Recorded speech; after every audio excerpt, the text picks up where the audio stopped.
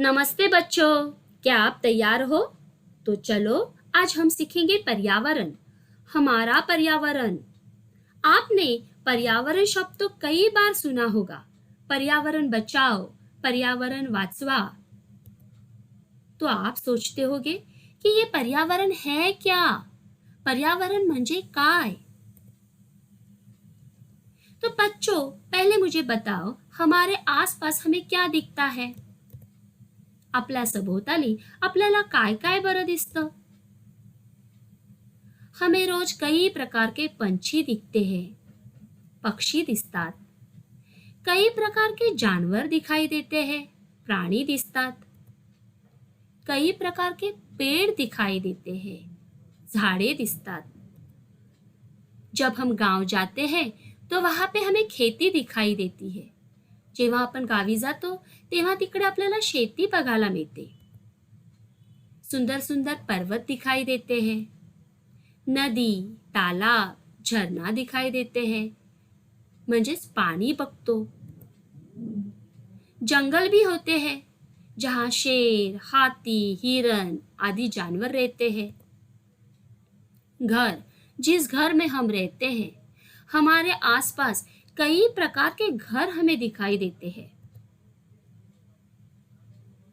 हमें कई प्रकार के पत्थर दिखाई देते हैं, मिट्टी दिखाई देती है, दगड़ी बघतो, माती बघतो। हम हवा, सूर्य प्रकाश को महसूस करते हैं। जिस तरह से हम यह सब देखते हैं, लेकिन और क्या देखते हैं हम? किसे देखते हैं? बिल्कुल बराबर, मानव म्हणजेच माणूस। हमारे आसपास हमें कई प्रकार के मानव दिखाई देते हैं। तो बच्चों, इन सभी घटकों से ही तो पर्यावरण बनता है।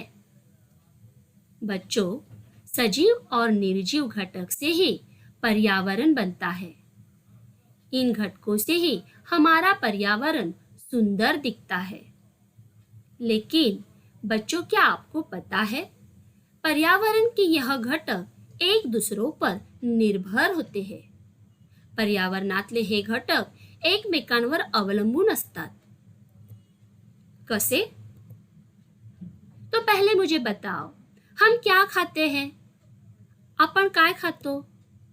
अन्न, जो हमारी जरूरत है।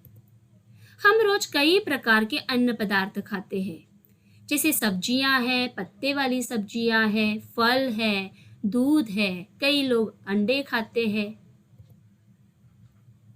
तो बच्चों, सब्जियां और फल हमें वनस्पति द्वारा मिलते हैं। फळं, भाज्या आपल्याला वनस्पतींमुळे मिळतात। दूध हमें गाय और भैंस देती है।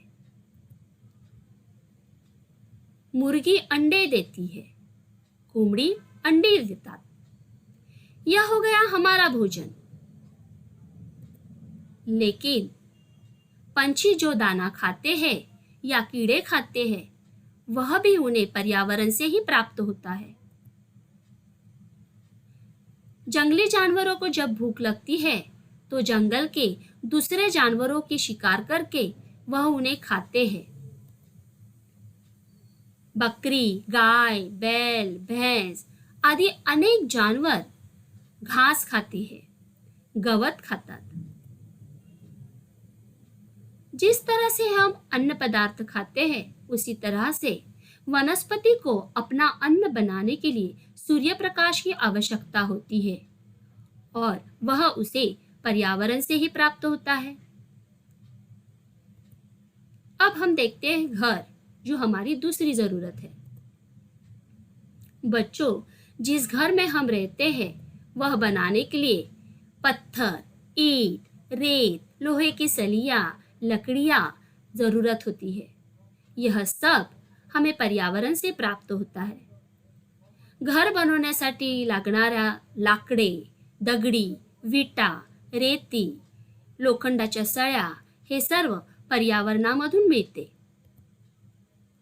जिस तरह से हम घर में रहते हैं, उसी तरह से पंछी भी अपना घोंसला बनाकर रहती है और घोंसला बनाने के लिए उसे सूखे घास और सूखी लकड़ियों की जरूरत लगती है, तो वह उसे पर्यावरण से प्राप्त होता है।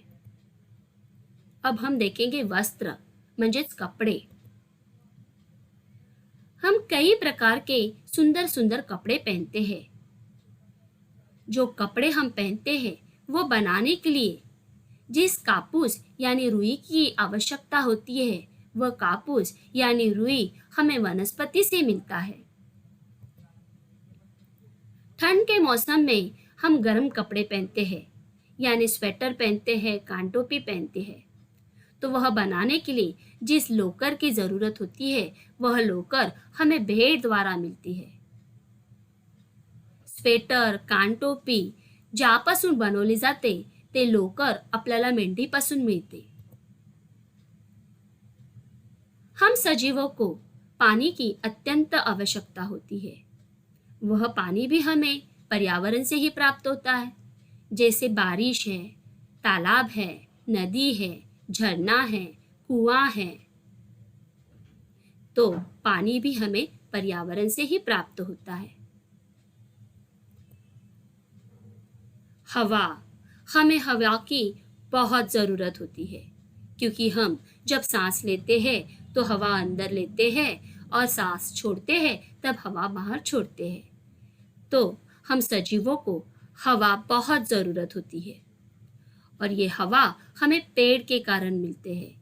वनस्पति द्वारा हमें हवा मिलती है जो पर्यावरण का घटक है। इसीलिए बच्चों, पर्यावरण के हर घटक एक दूसरे पर निर्भर होते हैं। इसीलिए हमें पर्यावरण का ख्याल रखना चाहिए। उसे सुंदर बनाने के लिए हमें और पेड़ लगाने चाहिए। धन्यवाद।